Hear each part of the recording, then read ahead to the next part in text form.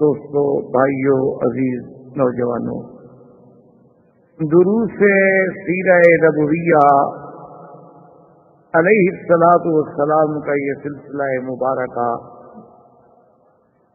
اللہ تبارک و تعالی کی عنایت و احسان سے ابتدائے ولادت رسول پاک صلی اللہ علیہ وسلم سے لے کر ہم غزوہ خندق تک پہنچے۔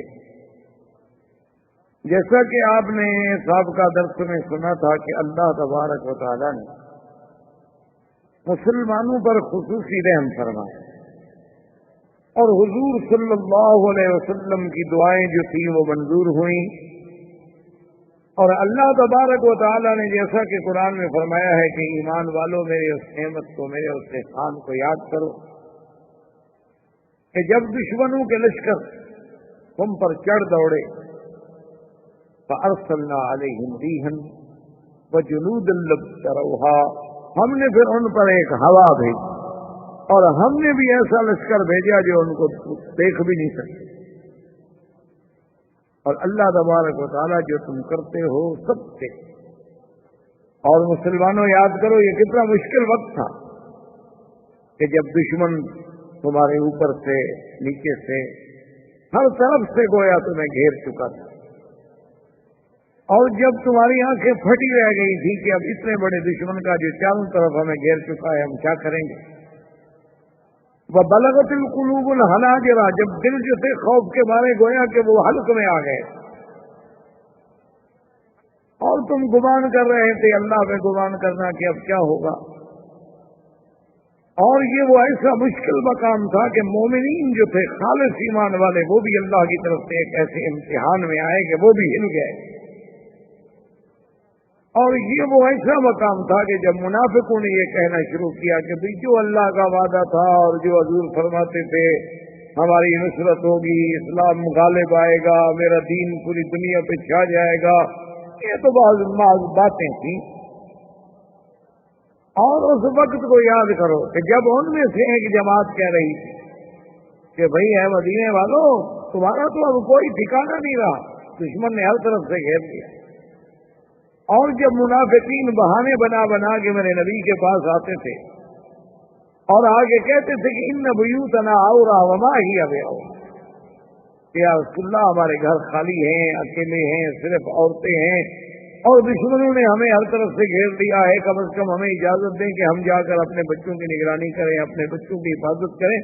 اللہ نے فرمایا میرا مطلب یہ گھر والی بات نہیں تھی، نہ انہیں کو گھر کا غم تھا، اصل میں تو وہ چاہتے رہے یریدون الا فرارا کہ کسی طرح ہم بھاگ جائیں۔ حالانکہ فلو دخلت علیہم من اقطارہا، اگر چاروں طرف بھی ان پر ایسے لوگ اور فوجی اور حملہ آور داخل ہو جاتے، ثم سئلوا الفتنہ، پھر ان سے یہ مت طلب کیا جاتا کہ تم کافر ہو جاؤ فوراً آ جاؤ، یعنی جب اسلام کے لیے بلایا جا رہا ہے تو اب بہانے بنا رہے ہیں۔ وَلَقَدْ كَانُوا عَاهَدُوا اللَّهَ مِن قَبْلُ لَا يُوَلُّونَ الْأَدْبَارَ، حالانکہ یہ پہلے اللہ سے عہد کر چکے تھے کہ ہم کبھی پشت دے کر نبی کو نہیں چھوڑیں گے، ہم پورا پورا ساتھ دیں گے۔ وَكَانَ عَهْدُ اللَّهِ مَسْئُولًا، اللہ کے ساتھ جو وعدہ کیا جائے اس کے بارے میں تو پھر سوال ہوگا۔ اللہ نے فرمایا میرے مدنی ان کو آپ فرما دیں قُل لَّن يَنفَعَكُمُ الْفِرَارَ إِن فَرَرْتُم مِّنَ الْمَوْتِ أَوِ الْقَتْلِ إِذًا لَّا تُمَتَّعُونَ إِلَّا قَلِيلًا، کہ تم ہرگز موت سے نہیں بھاگ سکتے، تمہارا بھاگنا کوئی تمہیں فائدہ نہیں دے گا، آخر تم نے مرنا ہے یا قتل ہونا ہے۔ چلو اگر کچھ دن بچ بھی گئے تو ایک مدت عارضی ہے جس کا تم نے نفع اٹھانا ہے۔ قُلْ مَنْ ذَا الَّذِي يَعْصِمُكُم مِّنَ اللَّهِ إِنْ أَرَادَ بِكُمْ سُوءًا أَوْ أَرَادَ بِكُمْ رَحْمَةً، آپ میرے نبی ان سے کہہ دیں کہ کون ہے اللہ کے سوا جو تمہیں بچائے اگر اللہ تمہیں نقصان دینا چاہے، یا کون ہے جو اللہ کی رحمت کو روکے اگر اللہ رحمت دینا چاہیں۔ اللہ کے سوا تو کوئی ان کا دوست نہیں، کوئی مددگار نہیں۔ تو یہ سارے واقعات الحمدللہ قرآن کی آیات میں نے اس لیے پڑھ لی تاکہ خندق کا پورا تفصیل سے آپ واقعہ پڑھ چکے ہیں، تو جب آدمی کے ذہن میں وہ واقعہ ہو اور پھر قرآن کو پڑھے تو پھر قرآن سمجھنے میں اس کو آسانی آتی ہے کہ اب میں یہ آیت پڑھوں، ہاں اس کا واقعہ یوں۔ تو غزوہ خندق کے بعد جب اللہ نے مسلمانوں کو فتح دے دی اور کفار کو اللہ تبارک و تعالیٰ نے ہوا سے تباہ و برباد کر دیا، ان کے خیمے اڑ گئے، جانور اڑ گئے، دیگیں اڑ گئی، سب کو چھوڑ چھاڑ کے بھاگ، اور یہ اتنی بری شکست تھی کہ 10,000 کا لشکر 45 دن تک محاصرہ کر کے بیٹھا رہے، 10,000 آدمی کا 45 دن کا خرچہ، اور وہ بھی فوج کا خرچہ، کھانا پینا، مصارف، جانور، ان کے گھاس، اور 45 دن میں کچھ بھی حاصل نہ کرے اور ناکام و نامراد ہو کے لوٹ جائے، کچھ بھی پلے نہ پڑے، اس سے بڑی عظیمت کیا ہو؟ اسی لیے جب وہ ناکام لوٹے تھے تو وہ ایک جملہ ہے جو میرے آقا انعامدار سرکار دو جہاں صلی اللہ علیہ وسلم کی زبان مبارک سے نکلا تھا، حضور کی زبان سے نکلا ہوا تو ہر لفظ موتی ہوتا۔ تو حضور پاک نے فرمایا تھا کہ نغزو قریشن لم یغزونا بعد اليوم، آپ نے فرمایا اپنے صحابہ سے کہ میرے صحابہ سن لو، آج کے بعد ہم قریش پہ حملے کریں گے، ہم چڑھائی کریں گے، ہم جنگ لڑیں گے، آج کے بعد قریش ہم سے کبھی نہیں لڑتے۔ یہ کوئی معمولی شکست نہیں۔ تو جنگ خندق میں یہ بھی یاد رکھ لیں کہ عجیب عظیم جنگ ہے، لیکن اس میں دیکھیں کہ ساری جنگ میں مسلمانوں کے بھی صرف 5 آدمی شہید ہوئے اور کافروں کے 3 آدمی مرے، یعنی اتنا بڑا قوم، اتنا بڑا عذاب کا کٹ، لیکن نقصان صرف اتنا تھا جو جانی نہیں۔ سرکار دو عالم صلی اللہ علیہ وسلم اپنے گھر میں تشریف لائے، کیونکہ 45 دن تک آپ نے خندق کے کنارے پہ گزارا تھا، تو آپ نے آتے ہوئے فوراً غسل فرمایا تاکہ کچھ تھکان اترے، کچھ میل اترے، گرد و غبار، اور پھر اتنی بڑا طوفان، اتنی بڑی ہوا چلی۔ سرکار دو عالم صلی اللہ علیہ وسلم جب غسل فرما کے باہر نکلے تو آپ کے ایک صحابی تھے دہیا کلبی، وہ اتنے خوبصورت انسان تھے، اللہ نے انہیں اتنا جمال دیا تھا کہ بعض روایات میں ان کے احوال میں یہ بھی موجود ہے کتابوں میں کہ وہ اپنے چہرے پہ خود کپڑا ڈال لیتے تھے کہ کوئی عورت مجھے دیکھ کر کسی فتنے میں مبتلا نہ ہو۔ تو حضرت جبریل علیہ السلام کبھی کبھی جب تشریف لاتے انسانی شکل میں تو آپ حضرت دہیا کلبی کی شکل میں تشریف لاتے، تو دیکھنے والا یہ سمجھتا تھا کہ دہیا ہے، حتیٰ کہ روایات میں موجود ہے کہ ایک دن سرکار دو جہاں صلی اللہ علیہ وسلم اور مٹھائی کدھر ہے، کیونکہ حضرت دہیا ان کے لیے کچھ کھلاتے تھے تھوڑی تھوڑی چیزیں۔ اب حضور نے فرمایا اما آیا اسے کیا کر رہے خدا کے بندے، دہیا نہیں آتا جبریل، یہ تو جبریل ہے، وہ تو کھانے پینے سے پاک ہے، تمہارے لیے کہاں سے چاکلیٹ لے کر آئے۔ تو سمجھ نہیں آتی تھی کیونکہ وہ دہیا کی شکل تھی۔ تو حضرت جبریل حاضر ہوئے، سلام کیا، انہوں نے کہا کہ یا رسول اللہ آپ نے غسل بھی فرما لیا، آپ نے ہمیں زرہ بھی اتار دی اور جنگی ساز و سامان بھی اتار دیا، لیکن ہم نے تو ابھی تک نہیں اتارا، فرشتے تو ابھی تک اسی لباس میں کھڑے ہیں۔ اللہ کا حکم ہے کہ فوراً بنی قریظہ کا محاصرہ کریں۔ یہودیوں کے یہاں مدینہ منورہ میں بڑے بڑے قبائل جو تھے وہ 3 تھے، بنی قینقاع اور بنی نذیر اور بنی قریظہ۔ اب ان میں سے صرف یہ بنی قریظہ باقی، ان پہلے 2 قبائل کا اجلاء کر دیا گیا تھا، ان کو مدینہ منورہ سے نکال دیا گیا اور وہ خیبر چلے، جس کی وجہ سے آج کل آپ نے دیکھا ہوگا کہ گریٹر اسرائیل کا جو وہ نقشہ بناتے ہیں اس میں دکھاتے ہیں کہ مدینہ ہمارا ملک تھا، یہ جھوٹ ہے۔ وہ مدینہ منورہ میں اس انتظار میں بیٹھے تھے کہ جب اللہ کے نبی پیدا ہوں گے تو ہم مسلمان ہوں گے، اسلام لانے کے لیے آئے تھے۔ مدینہ منورہ پہ ان کی حکومت کبھی نہیں رہی، وہ تو شام سے آئے، مدینہ منورہ میں آگے بیٹھ گئے کہ مکے میں نبی پیدا ہوں گے اور مدینہ ہجرت کریں گے، تو رات میں انہوں نے پڑھا ہوا تھا، اور ہم حضور صلی اللہ علیہ وسلم پر ایمان لائیں گے۔ لیکن جب حضور ولد اسرائیل کے بجائے ولد اسماعیل میں پیدا ہوئے، یعنی آپ حضرت اسحاق کے بجائے حضرت اسماعیل علیہ السلام کے نسب میں آئے، تو ان کے دلوں میں عداوت و بغض آ گیا اور وہ انکار کر گئے، ورنہ نہ یہاں ان کی کوئی حکومت تھی، نہ ان کا یہاں قبضہ تھا، اور نہ یہ ابتدا سے بلاد حرم یا بلاد مدینہ یا یثرب کے رہنے والے لوگ تھے، یہ تو شام سے آئے، بلکہ حضور صلی اللہ علیہ وسلم کے آنے کے وقت میں تھوڑے تھوڑے حالات ایسے پیدا ہوئے تھے کہ عبداللہ ابن ابی جو تھا اس کو مدینے کا سردار بنا دیا جائے، لیکن ابھی اس کو بھی نہیں بنایا گیا تھا، یعنی اس کی سرداری کی باتیں چل رہی ہیں۔ سرکار جب تشریف لے آئے تو سب کی سرداریاں ختم ہو گئیں، سب کی نام جو تھی وہ ختم ہو گئی، اور سب کی عظمتیں خاک میں مل گئیں، اب ساری دنیا تو حضور کی غلام ہو گئی۔ تو یہودی اور زیادہ سر پٹائے، تو حضور صلی اللہ علیہ وسلم نے جبریل کے کہنے کے بعد فوراً اعلان فرما دیا اپنے صحابہ میں کہ الرحیل الرحیل لا یصلین صلاۃ العصر الا فی بنی قریظہ، خبردار ہم میں سے کوئی نماز عصر کی نہ پڑھے مگر کہ بنی قریظہ میں پہنچ کر۔ اور صحابہ کہتے ہیں کہ ہم نے یہ بھی دیکھا کہ دہیا جو ہیں وہ بھی بنی قریظہ کی طرف جا رہے ہیں، تو حضور نے فرمایا وہ دہیا نہیں، وہ جبریل اپنا لشکر لے کے جا رہے ہیں۔ اب صحابہ رضوان اللہ علیہم اجمعین جو تھے حضور کے حکم پر فوراً تیار ہوئے اور بنی قریظہ کی طرف چلے، کیونکہ یہ سب سے بڑی ضرورت تھی کہ بنی قریظہ ہی تو تھے کہ جن کی غداری کی وجہ سے مسلمانوں کے لیے یہ مشکلات کا دور پیدا ہوا۔ اگر بنی قریظہ غداری نہ کرتے، اگر بنی قریظہ اپنے عہد و پیمان پہ قائم رہتے، اگر بنی قریظہ اپنے آدمی بھیج کے مسلمان بچوں اور عورتوں پر حملہ کرنے کے لیے جاسوس نہ بھیجتے، اگر بنی قریظہ جو تھے وہ ہوئی ابن اخطب کے ساتھ سودا بازی کر کے حضور کے جنوب کا دروازہ نہ کھول دیتے، تو مسلمان تو مطمئن تھے، آگے خندق تھی اور 3 حصے مطمئن۔ سب سے بڑی غداری نہیں، اور دوسرا یہ بھی اللہ کو منظور تھا کہ ان کی قوت کو تو ہمیشہ کے لیے کچل دیا جائے، نہیں یہ پھر ہمارے لیے خطرہ نہ بنے، ورنہ جب تک دشمن ہمارے بغل میں بیٹھا ہے وہ تو کسی وقت پھر ہمیں نقصان دے سکتا۔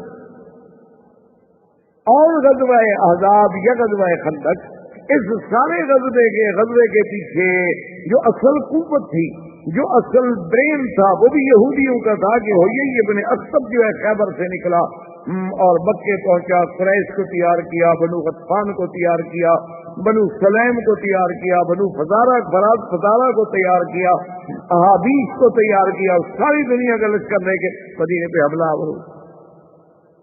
تو اب ضرورت تھی کہ یہودیوں کی قوت پہ ایک ایسی ضرب لگائی جائے کہ پھر ان کی قوت ہمیشہ کی۔ تو اب صحابہ کرام رضوان اللہ علیہم اجمعین جب بنو قریظہ کے لیے چل پڑے تو اتفاق کی بات ہے کہ عصر کا وقت جو ہے راستے میں ہو گیا اور نماز کا وقت جا رہا، تو اب صحابہ میں 2 جماعتیں بنیں۔ بعض جماعتیں جو تھی وہ یہ کہتی تھیں کہ بھائی نماز عصر کا وقت آ گیا ہے، ہمیں فوراً نماز پڑھ لینی چاہیے، اور بعض صحابہ جو تھے وہ کہتے تھے کہ نہیں، حضور صلی اللہ علیہ وسلم کے الفاظ مبارک جو ہیں ظاہر حدیث کا تقاضا یہ ہے کہ لا یصلین صلاۃ العصر الا فی بنی قریظہ، کہ نماز عصر کوئی نہ ادا کرے مگر بنی قریظہ میں، ہم تو وہی پڑھیں گے۔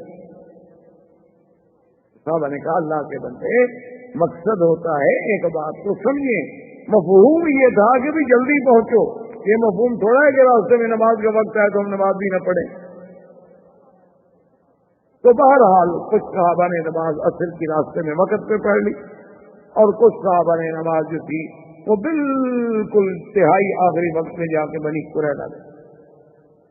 جب حضور صلی اللہ علیہ وسلم کو ان کے اس اختلاف کا صحابہ کے 2 حصوں میں تقسیم ہو جانے کے بارے میں خبر دی گئی تو حضور نے فرمایا خلافکما علی الحق، تم دونوں حق کو ثواب پہ ہو، تم دونوں نے کوئی غلطی نہیں، جنہوں نے اپنے وقت پہ نماز پڑھ لی انہوں نے بھی اسے، اور جنہوں نے میرے الفاظ کے ظاہر پر عمل کرتے ہوئے آخر میں جا کے نماز بنی قریظہ میں پڑھی انہوں نے بھی اسے۔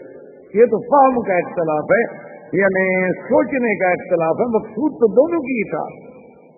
تو اسی لیے ہمیشہ ایک مسئلہ سمجھ لیں کہ جس مسئلے میں مثلاً ایک مسئلے میں امام ابو حنیفہ رحمۃ اللہ علیہ کی ایک رائے ہے، امام شافعی رحمۃ اللہ علیہ کی ایک رائے، تو اس میں محدثین کا، علماء امت کا، جمہور کا یہ فیصلہ ہے کہ آپ جس امام کے قول کو ترجیح دیتے ہیں اس کے قول پہ عمل کریں، لیکن دوسرے امام کے قول کو منکر نہ سمجھیں کہ وہ جو ہے نعوذ باللہ گناہ ہے اور مخالف قرآن و سنت، اس کو آپ منکر نہیں کہیں، آپ یہ کہیں گے ٹھیک ہے مجھے امام ابو حنیفہ رحمۃ اللہ علیہ کے قول میں زیادہ وزن لگتا ہے، دلیل ان کی زیادہ مجھے قوی لگتی ہے، لیکن امام شافعی کو بھی آپ یہ نہیں کہیں گے کہ ان کا قول منکر ہے، کیونکہ انہوں نے بھی اجتہاد کیا، صرف فہم کا اختلاف۔ اسی لیے جو آج کل ایک بہت بڑا ذہنوں کو مسموم بنانے کے لیے ایک پروپیگنڈا کیا جاتا ہے ائمہ کے خلاف کہ دیکھو جی کوئی شافعی ہے، کوئی حنفی ہے، کوئی مالکی ہے، کوئی حنبلی ہے، یہ تو لوگوں کو جی 4 فرقوں میں تقسیم کرنے والی بات ہو گئی۔ تو اللہ کے بندے، اگر ہر آدمی قرآن و حدیث کو سمجھ کے عمل کرنے کی کوشش کرے پھر تو 4 فرقے نہیں، پھر تو کروڑوں فرقے بن جائیں گے۔ چلو کم از کم امت 4 فرقوں میں تو ہے نا۔ پھر اگر ہر آدمی اپنی اپنی کتاب اٹھا کے پڑھنا شروع کر دے اور سمجھنا شروع کر دے پھر تو آپ فرقے گن بھی نہیں سکیں گے کہ کتنے ہو گئے۔ وہ تو وہی بات ہوگی علامہ اقبال مرحوم کی کہ جب مولانا نے ان سے کہا تقلید کے خلاف تقریر کی کہ تقلید نہیں کرنی چاہیے، کسی امام کا مقلد نہیں ہونا چاہیے، بس قرآن سنت پہ خود عمل کریں پڑھ کے، تو سنتے رہے دلائل سنتے رہے۔ تو جب بات انہوں نے ختم کی تو علامہ اقبال مرحوم سے کہنے لگے، کہا کہ اقبال یہ تقریر میں لوگوں کو سنانے کے لیے نہیں کر رہا تھا، میں نے جو 1 گھنٹے سے دلائل دیے ہیں اور اتنی باریک اور دقیق باتیں کی ہیں، میرا مقصد تمہیں سمجھانا تھا، کیونکہ تم بھی تو مقلد ہو نا، حنفی ہو، تو اب تمہیں مسئلہ سمجھ آ گیا کہ نہیں کہ کسی امام کے پیچھے نہیں لگنا۔ تو علامہ اقبال ہنس پڑے، انہوں نے کہا مولوی صاحب مجھے تو سمجھ نہیں ہے۔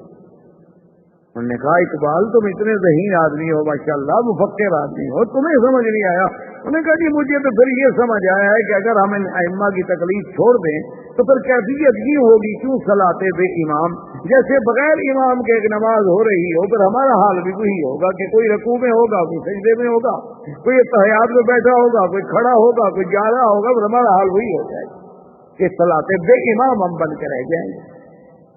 یہی تو کوئی وجہ ہے کہ اللہ نے 5 دفعہ ہمیں ایک امام کے پیچھے کھڑا کیا، کوئی تو وجہ ہے نا، ورنہ اللہ نے فرماتے بابا ہر آدمی آج نماز اپنی اپنی پڑھ لو، چلے جاؤ بس۔ پھر جماعت کی اقتدا کی، پابندی کی، ایک آرڈر پہ قاشل پہ چلنے کی کہ اللہ اکبر تو اللہ اکبر، رکوع تو رکوع، سجود تو سجود، یعنی آپ پہلے اللہ اکبر نہیں کہہ سکتے، پہلے سلام نہیں پھیر سکتے، آپ اس سے پہلے سر نہیں اٹھا سکتے، پہلے سر نہیں جھکا سکتے۔ اسی لیے اللہ تبارک و تعالیٰ سے دعا کریں کہ اللہ پاک ہمیں تمام ائمہ دین، ائمہ محدثین، ائمہ فقہا، ائمہ مجتہدین، ائمہ قراء، علماء حق سب کا احترام اور ادب کرنے کی ہمیں توفیق۔ یہ بہت بڑی بدنصیبی ہے کہ ایک لہر چلی ہے صحابہ کے خلاف، وہ صحابہ کو نہیں مانتے، اور ایک لہر چلی ہے ائمہ کے خلاف، وہ ائمہ کو نہیں مانتے۔ اللہ تبارک و تعالی رحمت فرمائے۔ یہ بڑی دور کی باتیں ہوتی ہیں، لیکن خدا کرے کہ ہمیں اللہ سمجھ آتا۔ تو اس لیے یاد رکھیں کہ 4 ائمہ کرام جو ہیں وہ سب کتاب و سنت کے غلام ہیں، ان سب کا مرجع، ان سب کا مابع، ان سب کا ماخذ اللہ کا قرآن اور اللہ کے نبی کی سنت۔ ان میں اختلاف کیوں ہو گئے؟ ایک امام کچھ کہتا ہے اور ایک امام کچھ کہتا ہے، اس اختلاف کی وجہ کیا ہے؟ اختلاف فہم، یعنی ہر کسی کی تھنکنگ پاور جو ہے وہ الگ ہے۔ ایک آدمی کی سوچ اپنی ہے، ایک آدمی کی سوچ اپنی ہے، ایک آدمی ایک لفظ سے ایک مفہوم لیتا ہے، دوسرا آدمی اسی لفظ سے دوسرا مفہوم لیتا ہے۔ تو چونکہ فہم میں اختلاف ہے قدرتی طور پر، لازمی بات ہے اختلاف مسئلے میں بھی آنا تھا۔ اب دیکھیں جیسے صحابہ دونوں کے فہم میں اختلاف ہو گیا، ایک کہتے ہیں نماز پڑھ لو، مقصد ہے کہ جلدی پہنچو، ایک کہتے ہیں کہ نہیں ہم بڑی قرآن کے بغیر نماز نہیں پڑھیں۔ اب دونوں نے حالانکہ الگ الگ کیا کام، لیکن حضور نے دونوں کو صحیح قرار دیا۔ اسی لیے ائمہ کے اندر چاہے آپس میں کتنی اختلاف ہو جائے، وہ اختلاف بدنیتی پہ مبنی نہیں ہوتا، وہ اختلاف بربنائے فہم ہوتا۔ اور دوسرے اختلاف کی وجہ یہ ہوتی ہے، یاد رکھیں کہ حضور سے ایک صحابی نے حدیث سنی اور وہ جہاد کے لیے جو نکلے چلے گئے، جناب وہ تو ہندوستان پہنچ گئے، وہ واپس مدینے پلٹے ہی نہیں۔ اب انہوں نے جو جو مسئلے سنے تھے وہ تو وہی سمجھاتے چلے جائیں گے، کیونکہ واپس جو ان کے بعد احکام آئے ہیں وہ تو ان کو پتہ ہی نہیں بیچاروں، اور انہوں نے جہاں جہاں دین پھیلایا لوگ اسی کو پکڑتے گئے، وہ دوسری بات سننے کے لیے تیار ہی نہیں. تو اس وجہ سے بھی اختلاف. اور تیسرا اختلاف کی وجہ یہ ہوتی ہے کہ حالانکہ وہ اختلاف نہیں ہوتا، فرق اتنا ہوتا ہے کہ جیسے مثلاً آپ فطروں میں دعا پڑھتے ہیں تو ایک دعا ہے اللہم اہدنا فیمن ہدیت وعافنا فیمن عافیت، اور ایک دعا جو ہے وہ دوسری. تو ایک دعا جو ہے اس کی روایت ابن عباس کر رہے ہیں، اور ایک دعا جو ہے اس کی روایت عبداللہ بن مسعود کر رہے ہیں. تو اب حالانکہ دونوں حدیثیں تو حضور پاک کی ہیں، دونوں دعائیں حضور نے سکھلائی ہیں، تو بعض ائمہ نے عبداللہ ابن مسعود والی حدیث کو لے لیا، بعض ائمہ نے ابن عباس والی حدیث کو لے لیا. دونوں حق پر ہیں، ان میں اختلاف کون سا ہے؟ اب ایک آدمی نماز کے بعد دعا مانگتا ہے اللہم انی ظلمت نفسی ظلما کثیرا فانہ لا یغفر الذنوب الا انت، اور ایک آدمی یہ دعا نہیں مانگتا، وہ کہتا ہے اللہم انی اعوذ بک من القبر واعوذ بک من فتنة المسیح الدجال واعوذ بک من فتنة الماء وفتنة البعث واعوذ بک من الماس ومن المغرب وغلبۃ الدین وقہر الرجال. وہ بھی حدیث میں ثابت، وہ بھی حدیث میں ثابت، اس میں کوئی اختلاف. تو اس لیے ہمیں اختلاف نظر آتا ہے، لیکن جب غور کیا جائے تو وہ اختلاف کسی بربنائے نیت فاسدہ نہیں ہوتا، بلکہ ہر مجتہد کا ایک اجتہاد ہے، اس کی ایک فہم ہے، اس کی ایک رائے ہے، لیکن سب کا مقصد کیا ہے کہ کسی طرح قرآن و حدیث سے عمل ہو، کوئی بندہ قرآن و حدیث سے باہر نہیں. تو بہرحال حضور صلی اللہ علیہ وسلم نے محاصرہ فرما لیا. بنی قریظہ کا چونکہ بہت بڑے قلعے تھے، ان کے پاس اتنا سامان تھا کہ وہ اگر چاہیں تو ایک سال بھی اندر بیٹھ کے کھا سکتے، اور ان کے یعنی بچوں کے علاوہ عورتوں کے علاوہ اس وقت اندر لڑنے والے جو تھے وہ 700 آدمی مقاتل موجود، یعنی جنگجو آدمی جنگ لڑ سکتے. 700 کی نفری کوئی معمولی سی بات نہیں ہوتی. جب یہ محاصرہ مکمل ہو گیا، صحابہ باہر ہیں، وہ اندر. حضرت ابی لبابہ رضی اللہ تعالیٰ عنہ ایک صحابی ہے میرے مدنی سرکار کے، آپ مدینے پاک جاتے ہیں آپ نے دیکھا ہوگا استوانہ ابی لبابہ، ریاض الجنہ میں نہایت لکھا ہوتا ہے استوانہ سیدہ عائشہ، استوانہ ابی لبابہ، استوانہ حرس، استوانہ الوفود.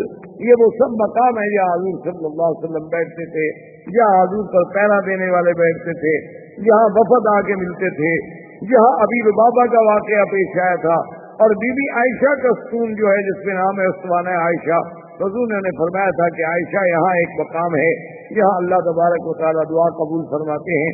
تو بی بی عائشہ اکثر وہاں آگے دعا مانگتی تھی، نمازیں پڑھتی تھی، تو اس وجہ سے ان کی نسبت. اسی طرح استوانہ جہاں حضور کی چارپائی مبارک ڈالی جاتی تھی، تو بہرحال ان میں ایک استوانہ ہے ابی لبابہ کے نام سے یہ صاحب. ان کا بھی اسلام سے قبل یہودیوں کے ساتھ آنا جانا اٹھنا بیٹھنا تھا.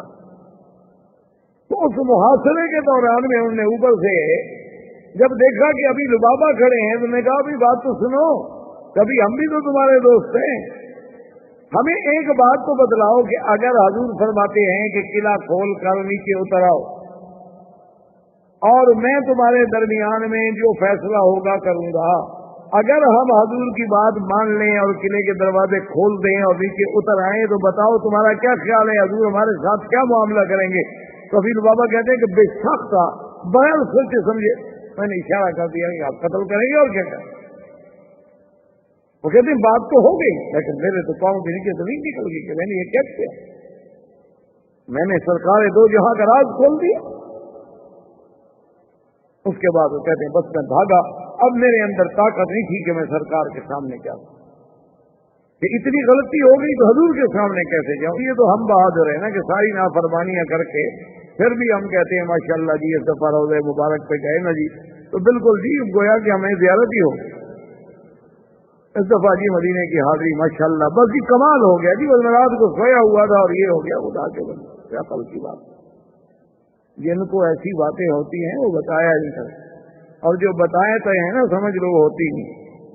ایک بات ہمیشہ یاد ہے، جو برتن خالی ہو نا وہی بچتا ہے. تو بہرحال ابھی لبابہ آئے سیدھے مسجد نبی میں، اپنی بیوی کو بلایا، کہا کہ رسی لے آؤ. بیوی حیران رسی دے، کیا کروں؟ انہوں نے کہا مجھے ستون کے ساتھ باندھ دو، میں مجرم ہوں۔ ٹھیک ہے باندھ۔ میں کہا دیکھو نماز کے وقت مجھے کھول دیا کرو، کیونکہ نماز تو میں نے پڑھی،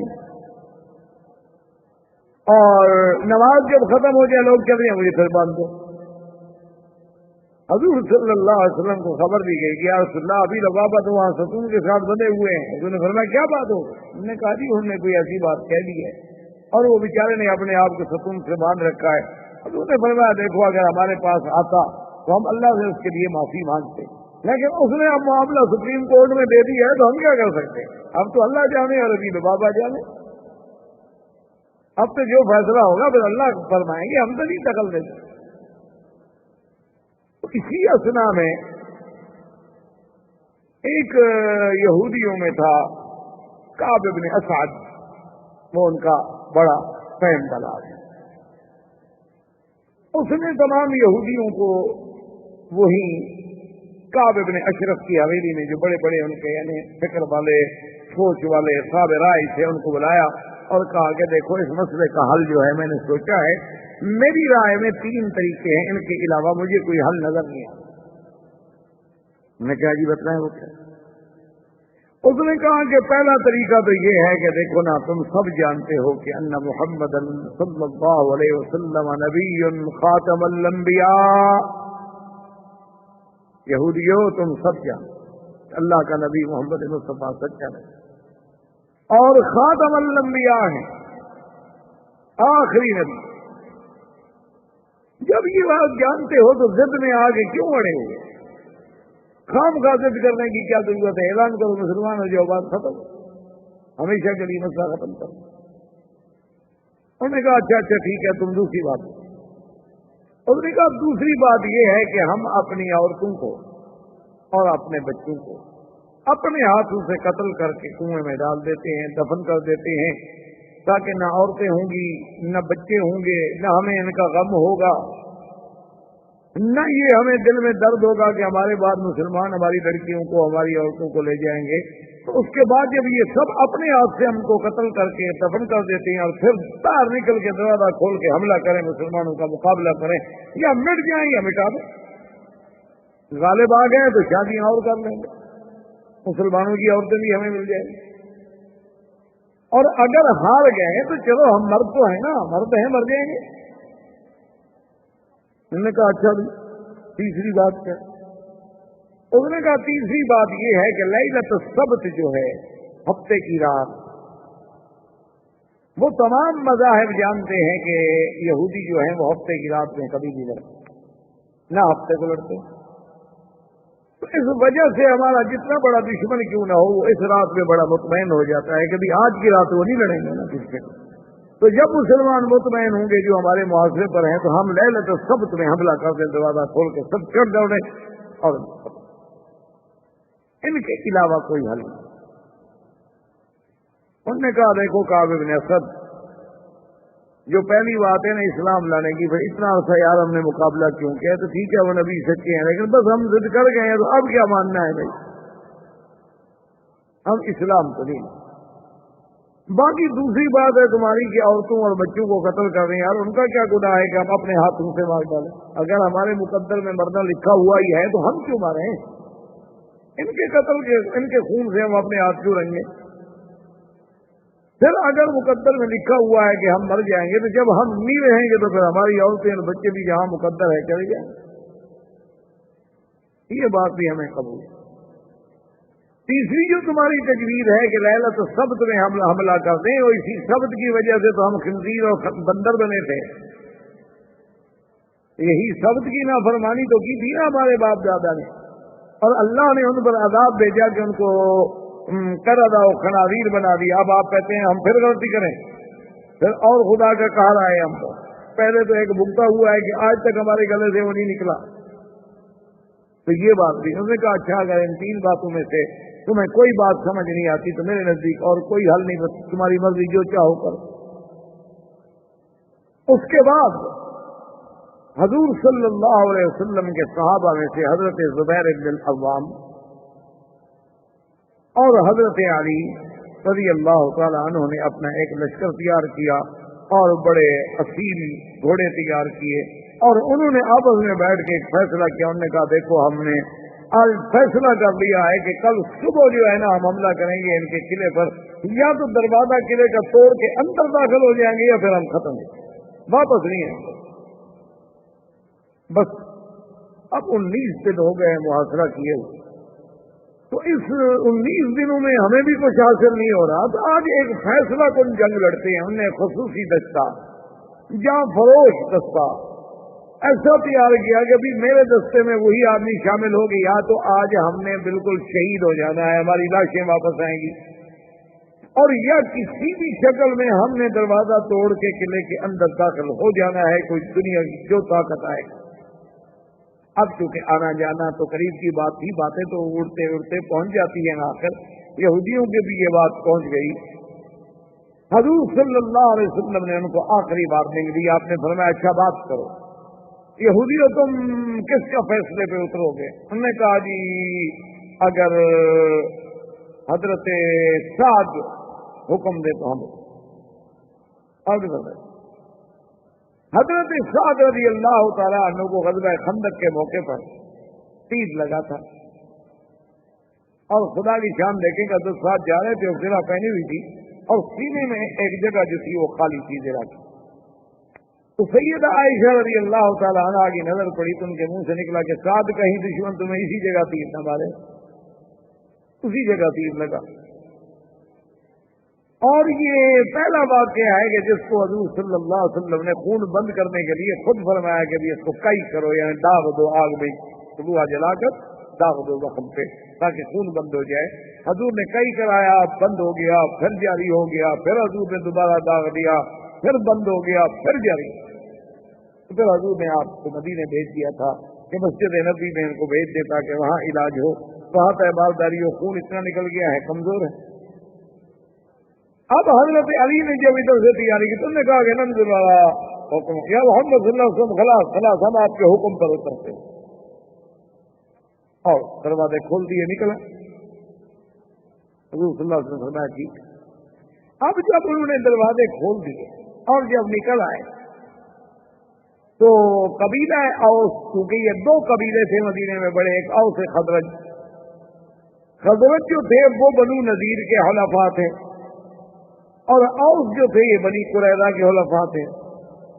تو بنی نذیر کو جو پناہ ملی تھی حضور نے معافی دی کہ اچھا بھی چلے جائیں, ان کو قتل نہیں کریں گے. تو انہیں خزرج کی وجہ سے انہوں نے کہا حضور ہمارے موالی ہیں, ہمارے حلیف ہیں, ان کے ساتھ بیعت کریں.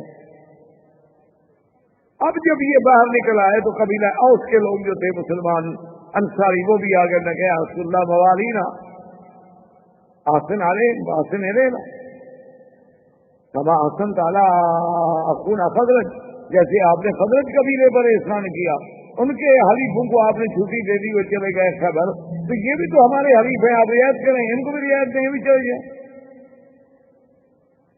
اب حضور صلی اللہ علیہ وسلم کے لیے بڑا ایک اہم مسئلہ پیدا ہو گیا نا کہ اپنی جماعت پیدا ہو گئی ان کی رعایت مانگنے کے لیے. حالانکہ بنی نذیر نے تو صرف ایک آدمی کو قتل کیا تھا, اور بنی قریظہ نے تو حضور صلی اللہ علیہ وسلم کے خلاف ثابت کی. ان کے اور ان کے جرم آسمان و زمین کا فرق. حضور نے فرمایا اچھا دیکھو قبیلہ ہے اس کے لوگوں, تمہارا سردار ہے حضرت سعد, فیصلہ قبول ہے. انہوں نے کہا حضور وہ تو ہمارے قبیلے کا سردار ہے, ہمیں ان کا فیصلہ قبول کیوں نہیں ہوگا, وہ تو اوس ہے. آپ نے فرمایا حضرت سعد کو بلاؤ. حضرت سعد رضی اللہ تعالیٰ عنہ کو ایک بڑی مشکل سے ایک لکڑی ڈال کے گدھا پر اس کے اوپر لٹا کے اور پکڑ کے بڑی مشکل سے لایا گیا, کیونکہ آپ تو زخمی ہو چکے تھے, تیر لگ چکا تھا. اسی حالت میں جب آئے تو حضور نے فرمایا قوموا الی سیدکم, لوگوں اپنے سردار کی طرف اٹھو, سعد کی طرف, ان کو آرام سے اتارو. ان کو اتارا گیا, بٹھایا گیا, اور حضور نے فرمایا کہ سعد تمہارے قبیلے کا مطالبہ ہے کہ ہم بنو نذیر کے بارے میں کچھ رعایت کریں, لیکن چونکہ تم اس قبیلے کے سردار ہو, اب یہ معاملہ میں نے تمہارے سپرد کر دیا ہے, تم جو فیصلہ کرو گے. حضرت سعد نے سنا, انہوں نے کہا حضور آپ کا حکم ہے.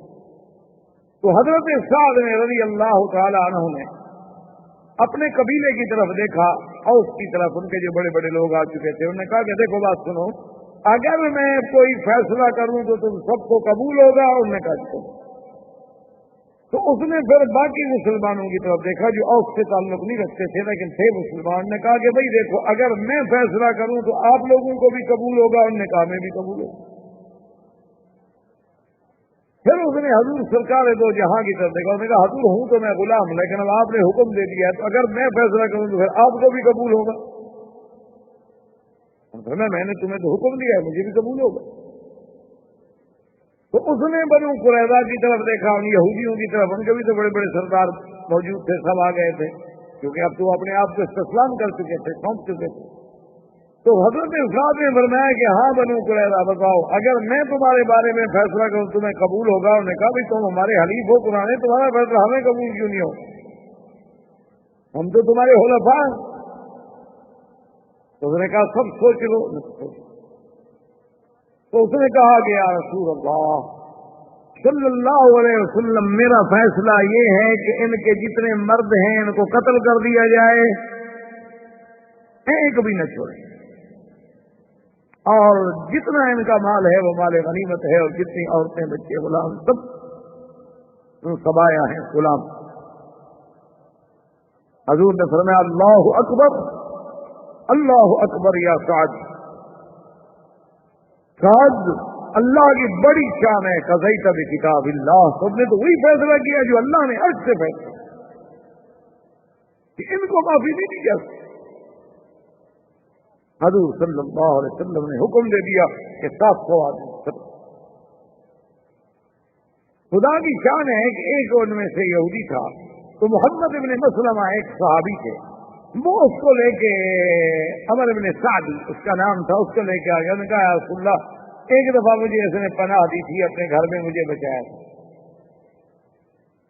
مجھ پر اس کا ایک احسان ہے، میں اس کو معافی دینا چاہتا ہوں، پناہ دینا چاہتا ہوں، اگر آپ مہربانی کریں. تو آپ نے فرمایا کہ اچھا، اگر کسی نے ہمارے مسلمان کی جان بچائی تھی ہم تو غداروں کو سزا دینا چاہتے ہیں. ایک لڑکا تھا رفع ابن قریظہ، وہ بالغ نہیں تھا اور بڑا خوبصورت بچہ تھا. اس کے لیے کچھ مسلمان عورتیں ہونے لگ گئی کہ اصل یہ تو بچہ ہے، یہ تو بیچارہ ابھی بالغ ہی نہیں ہوا، اس کی تو ابھی مونچھیں نہیں پھوٹی، اس نے تو کوئی لڑائی وڑائی بھی لڑی اور ساتھ، اس کو بھی مہربانی کر کے چھوڑ دیں. ہم نے سنا اچھا اس کو. اچھا، خدا کی قدرت ہے، جب ان دونوں کو چھوڑ دیا انہوں نے کہا جی ہم تو نہیں جاتے، ہم مسلمان ہوتے ہیں، ہمیں کلمہ پڑھوا دیں. تو باقی ان کے جتنے آدمی تھے 700 آدمی، ان کو وہاں تحقیق کیا گیا اور ان کو گڑھوں میں ڈال دیا گیا. اور اللہ تبارک و تعالیٰ کی قدرت سے اس فیصلے سے دشمنوں پہ ایک ایسی دھاک بیٹھ گئی کہ مسلمانوں سے جو غداری کرتا ہے وہ اس کا انجام یہ ہوتا ہے. تو بنی قریظہ کے اس قضیے کو ختم کرنے کے بعد حضور صلی اللہ علیہ وسلم نے اپنے صحابہ کو بلایا. آپ نے فرمایا کہ دیکھو بات سنو، اب ہمیں آرام سے نہیں بیٹھنا ہے. جن جن لوگوں نے غداری کی ہے اور جن جن قبائل نے قریش کا ساتھ دے کے مدینے میں چڑھائی کی ہے، سب کو ادب سکھانا ہے.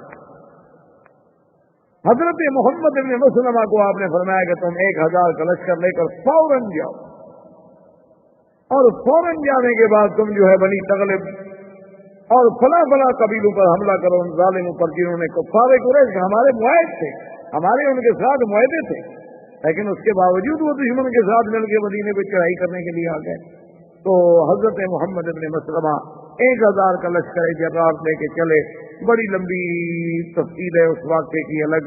آگے جب کافروں کو پتہ چلا کہ آپ مسلمانوں کا لشکر آ رہے ہیں، وہ تو بھاگ گئے اور پہاڑوں میں چھپ گئے. ان کو پتا تھا کہ ہم نے بدعہدی کی ہے، حضور ہمیں سزا دیں گے. وہ بھاگ گئے، لیکن اللہ نے مہربانی کی کہ 30,000 کے قریب تو بھیڑ بکریاں ملی اور کئی سینکڑوں اونٹ ملے. وہ محمد ابن مسلمہ وہ سارا مال لے کے واپس آ گئے کہ چلو ان کو اتنی سزا آئی تھا، چلو بھاگ گئے، لڑائی تو نہیں کری، چلو کم از کم ان کو اور نہیں تو مالی نقصان کو مذاق تو نہیں کہ 30,000 بکری ایک قبیلے کی چلی جائے اور مسلمانوں کے لیے اتنی بڑا مال مل رہا ہے. اچھا، اللہ کی شان دیکھیں کہ جب یہ لڑائی لڑ کے، یعنی لڑائی تو ہوئی نہیں، وہ کافر بھاگ گئے، اسی طرح حضور صلی اللہ علیہ وسلم نے بنی غطفان کے خلاف، اسی طرح بنو اسد کے خلاف، اسی طرح حضور صلی اللہ علیہ وسلم نے اور بنی فزارہ کے خلاف جتنے جتنے قبائل احادیث کے تھے سب کے خلاف حضور نے چڑھائی کا حکم دیا کہ سب کو سزا۔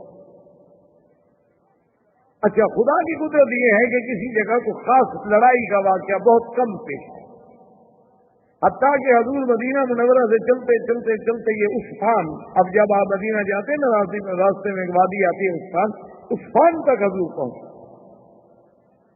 حضور صلی اللہ علیہ وسلم راستے میں ایک جگہ مار رجی تک آپ پہنچے، حتیٰ کہ حضرت عمر کہتے ہیں میری زندگی کا یہ پہلا واقعہ ہے، میں نے دیکھا کہ ایک قبر پر حضور بیٹھے ہیں رو رہے ہیں، اور میں نے کبھی حضور کو ایسے روتے ہوئے بھی نہیں دیکھا، اور میں نے یہ بھی کبھی نہیں دیکھا کہ قبر پر اللہ کا نبی بیٹھ کے روئے۔ تو کافی دیر تک حضور سرکار دو جہاں روتے رہے، اور کافی دیر کے بعد جب وہاں سے اٹھے تو پھر میں قریب گیا، صلاۃ السلام عرض کیے، اور میں نے کہا یا رسول اللہ، ہم نے آج تک تو کبھی نہیں دیکھا کہ آپ کسی قبر کے پاس اتنا بیٹھے ہوں یا اس روئے ہو۔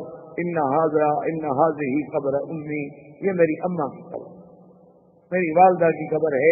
تو آخر بیٹے کو ماں تو یاد آتی، اور یہ بھی ساتھ فرمایا استاذنت ربی لأزور امی فأذن لی، اللہ سے میں نے اجازت مانگی کہ اللہ میں اس جگہ کے بالکل قریب آ گیا ہوں جہاں میری اماں کی قبر ہے، تو میں ماں کی قبر پہ جا سکتا ہوں، تو اللہ نے مجھے اجازت دے دی۔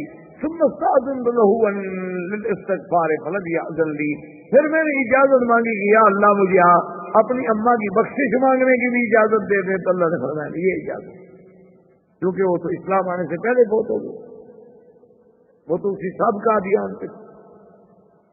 تو اسی راستے میں حضور صلی اللہ علیہ وسلم واپس تشریف لے آئے، تو محمد ابن مسلمہ رضی اللہ تعالیٰ عنہ اپنے لشکر کے ساتھ جس راستے سے واپس آ رہے تھے، خدا کی شان ہے راستے میں دیکھا ایک آدمی سویا ہوا ہے، ہم نے کہا پتہ نہیں یہ کون ہے، انہیں اٹھایا کہ کون ہے، پکڑ لیا۔ اس نے کہا بھی میری نہ تمہارے ساتھ لڑائی ہے، نہ ہم نے آپ لوگوں سے جنگ لڑی، میں تو ایک مسافر آدمی ہوں، مکہ مکرمہ جا رہا ہوں، تھک گیا، درخت کے نیچے سو گیا، اللہ کے بندو تم لوگوں نے آگے مجھے پکڑ لیا، کیا کر رہے ہو؟ انہوں نے کہا کہ نہیں ہو تو کافر نا، انہوں نے کہا ہاں ہوں کافر، انہوں نے کہا پھر کفر سے ہماری کھلی جنگ، ہم نہیں چھوڑتے، البتہ تمہیں ایک رعایت دیتے ہیں کہ جب تک حضور صلی اللہ علیہ وسلم کے سامنے تمہیں پیش نہ کریں تمہیں کہتے کچھ نہیں۔ انہوں نے کہا ٹھیک۔ تو جب وہ مدینہ منورہ میں واپس آئے، حضور صلی اللہ علیہ وسلم کے سامنے لایا اس کو، حضور نے فرمایا محمد بن مسلمہ جانتے ہو یہ کون ہے؟ تو اس نے کہا کہ نہیں حضرت، اللہ کے بندے یہ تو اسامہ ہے، یہ تو ابن اصال سمامہ، یہ سمامت ابن اصال ہے، یہ تو بنو حنیفہ قبیلے کا بہت بڑا سردار ہے، اس کے پیچھے تو 70,000 کا لشکر ہے، یہ تو 70,000 جوانوں کا سردار ہے، تو ہم قیدی بنا کے لے آئے۔ انہوں نے کہا حضور راستے میں آ گیا، آپ نے آپ چکے قیدی بنا چکے ہو، یہ قیدی ہے، اس کو مسجد کے دروازے کے قریب جو ہے وہاں قید کر کے باندھ کے رکھو، دروازے کے قریب اس کو باندھ کے بٹھا دیا گیا۔ رات گزر گئی، حضور صلی اللہ علیہ وسلم آئے، آپ نے فرمایا اس کو روٹی دو، پانی دو، کھانا دو، سب کچھ دو، لیکن کہہ دیے چھوڑنا نہیں۔ حضور صلی اللہ علیہ وسلم گزرے تو آپ نے فرمایا کہ ہاں سمامہ کیا حال ہے تمہارا؟ کہا خیر ٹھیک۔ آپ نے فرمایا اچھا پھر کیا ارادہ ہے تمہارا، کیا چاہتے ہو؟ انہوں نے کہا یا رسول اللہ، اس کے آج تک یعنی تاریخ میں اور حدیثوں میں اور سیر میں اس کے یعنی جملے لکھے ہوئے ہیں کہ دیکھیں سرداروں کی باتیں کیسی ہوتی، کہنے لگا ان تقتل ذا دم وان تعفو عن شاکر وان تطلب فاطلب معي۔ اس نے کہا حضور اگر آپ مجھے قتل کرنا چاہتے ہیں تو قتل کرتے ہیں، کوئی بات نہیں، لیکن میں کوئی ایسا بیکار گرا پڑا بندہ نہیں ہوں، میں بھی ایک قبیلے کا سردار ہوں، میں بھی خون والا ہوں، برادری والا ہوں، میری برادری بھی بدلہ لے گی، اور اگر آپ مجھے معاف کر دیں تو ایک مرد ہوں، میں احسان ضائع کرنے والا بندہ نہیں ہوں۔ اور اگر آپ کو کچھ چاہیے تو فطر معاشی جو مانگتے ہیں مانگ لیں. اگر آپ مجھے مالی فدیہ دے کر چھوڑنا چاہتے ہیں جو چاہیں طلب کریں میں دے سکتا ہوں, مجھے کوئی کمی نہیں, میں سردار ہوں. حضور نے فرمایا اچھا رہنے دو کسی حال میں. دوسرا دن گزر گیا, حضور پھر آیا, ہاں بھائی سماما کیا حال ہے؟ اس نے کہا یہ حضور میری وہی بات. تیسرا دن گزر گیا, تیسرے دن حضور صلی اللہ علیہ وسلم گزرے, فرمایا سمامت ابن وصال کیا حال ہے, کیا چاہتے ہیں؟ اس نے کہا وہی حضور, قتل کریں تو میرا بدلہ لیا جائے گا, چھوڑ دیں تو مر دوں, احسان کا بدلہ دوں گا. اور اگر آپ کو کچھ چاہیے تو حکم فرما. آپ نے فرمایا دیکھو سماما, ہم تم سے کچھ نہیں لیتے, افونا کا ہم نے تمہیں بغیر کسی معاوضے کے چھوڑ. انہوں نے کہا بہت اچھا, آپ نے احسان کیا ہے تو انشاءاللہ مجھے بھی شکر گزار پائیں گے. میں کوئی ایسا گرا پڑا ہوا راستے کی گلی کا آدمی نہیں ہوں. تھوڑی دیر کے بعد گیا اور غسل کر کے واپس آیا اور کہا اشہد ان لا الہ الا اللہ واشہد ان محمد رسول اللہ. حضور مجھے مسلمان کر دے, میں نے جو 3 دن اسلام دیکھا ہے مجھے سمجھ آ گیا ہے کہ دین آپ کا سچا ہے. آپ کو بڑی خوشی ہوئی, اتنا بڑا آدمی مسلمان. اور اس نے کہا حضور سچی بات یہ ہے کہ میں تو عمرہ کرنے کے لیے جا رہا تھا, آپ کے صحابہ راستے سے مجھے پکڑ کے لیا. اب عمرے کے بارے میں کیا حکم ہے؟ آپ نے فرمایا تب میں عمرہ تک جاؤ, اپنا عمرہ پورا کرو. حضرت سمامت ابن اسال نے وہاں سے چل پڑے, احرام باندھا, مکے میں آ گئے. اب جب مکے میں آئے تو آپ تو وہ لبیک پڑھ رہے تھے جو مسلمانوں کی لبیک ہے, لبیک لبیک لا شریک لک لبیک ان الحمد والنعمت لک والملک لا شریک لک. لیکن کافر تو یہ نہیں پڑھتے تھے, کافر تو آگے بڑھتے تھے, لا شریک لک الا شریکا هو لک تملکہ وما ملک. تو جب انہوں نے سنا کہ سمامہ تو وہ پڑھ رہا ہے جو مسلمان پڑھتے ہیں, وہ جناب سارے کافر دوڑے, ان کو تو پتا تھا نا کہ سمامہ کتنا بڑا آدمی ہے. کہیں گے سبات یا سمامہ قال لا ولکنی اسلمت. انہوں نے کہا تم سابی ہو گیا, باپ دادے کا دین چھوڑ دیا. انہوں نے کہا نہیں نہیں کیا کہہ رہے ہو, میں مسلمان ہو گیا ہوں. اچھا مسلمان ہو گیا تو ہم بھی تمہیں پھر مکے سے نہیں جانے دیں, تمہاری مرضی. عمرہ ختم کیا, کافروں نے پکڑ کے قید کر دیا. انہوں نے کہا ہم تمہیں تھوڑا چھوڑ دیں گے, تم مسلمان ہو جاؤ. انہوں نے کہا مکے والوں تم مجھے چھوڑو یا نہ چھوڑو, میں تو مسلمان ہو گیا. ایک بات یاد رکھ لو, میرا قتل کرنا سودا بڑا مہنگا ہے. انہوں نے کہا نہیں نہیں ہم دیکھ لیں گے. ٹھیک ہے ہماری مرضی. وہ اس کو گرفتار کر کے لے کر جا رہے تھے تو ایک آدمی اس کو اپنے علاقے کا مل گیا. اس نے کہا کہ میرے قبیلے کو کہہ دینا قریش نے مجھے گرفتار کر لیا, اس علاقے سے ان کو ایک گندم کا دانہ نہ گزرنے دو, کوئی ان کا تجارتی وفد ہے لوٹ. اور اپنے علاقے میں ایک ذرہ کوئی غذائی اجناس نہیں گزرنے دینی. اور ساری غذائی اجناس آتی تھی یمامہ سے, تمامہ سے, سارا علاقہ تو وہی آباد تھا. اب جناب جب ان کو خبر ملی کہ تمامہ نے یہ کر دیا, انہوں نے کہا اچھا دیکھو ہم آپ کو چھوڑ دیتے ہیں, تم پھر ایسا نہ کرو. انہوں نے کہا میری مرضی ہے, چھوڑو قتل کرو تمہاری مرضی, میں کوئی معافی راضی نہیں مانتا. میں ایک قبیلے کا سردار ہوں اور مجھے بدلہ لینا آتا ہے. اور کیا وہ قریش, تمہاری تعداد تو 2000 مقاتل بھی نہیں ہے, میرے پاس 70,000 مقاتل ہے. کیا بچوں والی بات کرتے ہو, مجھے 200 موت دیتے ہو تو دے دو, میں اپنا بدلہ لوں گا. انہوں نے کہا جی جاؤ, تم مہربانی کرو ہم سے جاؤ. انہوں نے کہا ٹھیک چل پڑ. وہاں جانے کے بعد اس نے پورا پابندی لگا دی. اب قریش مرنے لگ گئے, اتنے مجبور ہوئے کہ ایک وفد بھیجا مدینہ منورہ میں کہ حضور ہم پر رحم کریں, ہمارا تو ناطقہ بند ہو گیا. کہا حضور ہم کہاں گئے, ٹھیک ہے آپ کا ہمارا اختلاف اپنی جگہ پر ہے, آپ کی ہماری جنگ اپنی جگہ پر ہے, لیکن ہم آپ کے قبیلے کے لوگ ہیں, آپ کے عزیز ہیں, رشتے دار ہیں, ابھی نہیں چاہتے ہیں بھوکے مر جائیں. مہربانی کریں آپ سمامہ کو آدمی بھیجے, وہ تو کوئی ایک دانہ نہیں گزرنے دیتا اللہ کا. حضور صلی اللہ علیہ وسلم کو رحم آ گیا. حضور نے فرمایا اچھا ہم اس کو پیغام بھیجتے ہیں اور ہم سے بھی جو مدد ہوگی ہم کریں گے. حضور نے پیغام بھیجا. اس نے کہا یا رسول اللہ اب یہ آپ کا حکم ہے, اب آپ تو مجھے جو بھی حکم دیں آپ کہیں تو میں اپنے سر پہ ہی یہاں غذا لے کر ان کو پہنچانے کے لیے تیار ہوں. اگر آپ کا حکم نہ آتا تو پھر میں قریش کو سمجھتا کہ قریش کیا ہے. تو انہی اسنا میں یہ سب واقعات جو ہیں تقریباً 5 ہجری کے واقعات ہیں.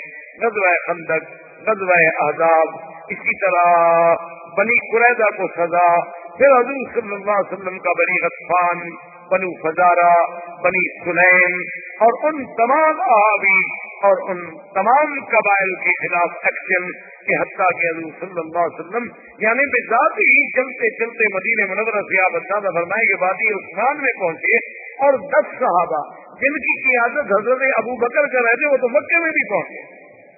یعنی اندازہ فرمائیں کہ وجہ کیا تھی کہ حضور کا وہ فرمان اب اللہ نے سچا کر دکھایا تھا کہ نحن نغزو قریشا لم یغزونا بعد اليوم، آج کے بعد ہم قریش پر حملہ کریں گے، ہم قریش پر چڑھائی کریں گے، لیکن اب قریش کو اتنی طاقت نہیں ہوگی کہ وہ ہم پر حملہ کریں. اسی واقعات میں اللہ تبارک و تعالیٰ نے سورۃ الاحزاب، قرآن پاک کی سورۃ الاحزاب ہے، اس میں اللہ تبارک و تعالیٰ نے یہ بات بیان فرمائی ہے کہ اشیحۃ علیکم فاذا جاء الخوف رأیتہم ينظرون الیک تدور اعینہم کالذی یغشی علیہ من الموت. میرا مدنی جب خوف آئے، ڈر آئے تو ایسے دیکھتے ہیں آپ کی طرف جیسے ان کی آنکھیں موت سے پھٹی جاتی ہیں، موت آ گئی. فاذا ذهب الخوف، جب خوف چلا جائے، سلکوکم بألسنۃ حداد اشیحۃ علی الخیر، پھر ان کی زبانیں اتنی تیز ہو جاتی ہیں کہ کاٹتے. اولئک لم یؤمنوا، وہ ہرگز ایمان نہیں لائے. فاحبط اللہ اعمالہم وکان ذلک علی اللہ یسیرا. اور اللہ نے قرآن میں نقشہ کہتا کہ یحسبون الاحزاب لم یذهبوا، یعنی ان منافقوں کو تو مدینے میں خیال تھا کہ وہ لشکر نہیں گیا، یہ ابھی تک اس خیال میں مگن تھے کہ ابھی وہ قریش بیٹھے ہوئے ہیں، خندق کے اس طرف لشکر بیٹھا ہوا ہے، تھوڑا پیچھے ہٹ گیا، بس زیادہ سے زیادہ ان کو یہ خیال تھا. لیکن ان کو پتا نہیں تھا کہ ہم نے ان کو اڑا دیا ہے. یحسبون الاحزاب لم یذهبوا وان یأتی الاحزاب یودوا لو انهم بادون فی الاعراب یسألون عن انبائکم فلو كانوا فیکم قلیلا. اور میرا بدنی یہ منافقوں کا جب یہ حال ہے، اگر یہ آپ کے ساتھ رہتے اور خندق کو چھوڑ کر نہ بھاگ جاتے پھر بھی نہ لڑتے، کیونکہ جب دل آپ کے ساتھ نہیں. لقد كان لكم في رسول الله اسوة حسنة لمن كان يرجو الله واليوم الآخر وذكر الله كثيرا فلما رأى المؤمنون الأحزاب قالوا هذا ما وعدنا الله ورسوله وصدق الله ورسوله. اور جب وہ احزاب لشکر آئے تو جو مومن تھے ان نے جب دیکھا انہوں نے کہا کہ بالکل اللہ کا جو وعدہ ہے سچا ہے، اللہ کے نبی نے جو کہا تھا سچا ہے. فما زادہم الا ایمانا وتسلیما. ان مومنوں کا تو اور ایمان بڑھ گیا، نے کہا یہ تو ہونا ہے، ہم پر حملے ہوں گے، ہمیں آزمایا جائے گا. من المؤمنین رجال صدقوا ما عاهدوا الله علیہ. میرا مدنی ان مومنوں میں ایسے لوگ ہیں جنہوں نے سچا کر دکھایا جو اللہ کے ساتھ وعدہ کیا تھا. ومنهم من قضى نحبه ومنهم من ينتظر وما بدلوا. لوگ ایسے ہیں جو اللہ کے راستے میں اپنی بات پوری کر گئے، بعد ابھی انتظار میں ہیں، وہ ہرگز نہیں بدلے. لیجزی اللہ الصادقین بصدقہم. اللہ ان سچوں کو سچ کا بدلہ دیں گے. فیعذب المنافقین ان شاء، اور چاہے تو منافقوں کو عذاب دیں، اور یتوب علیہم ان اللہ کان غفورا رحیما. اور میرے مدنی ہم نے آپ کی کیسے مدد کی. ورد اللہ الذین کفروا بغیظہم لم ینالوا خیرا. کافر اپنے غصے میں کھولتے ہوئے واپس چلے گئے، کچھ بھی نہ ملا.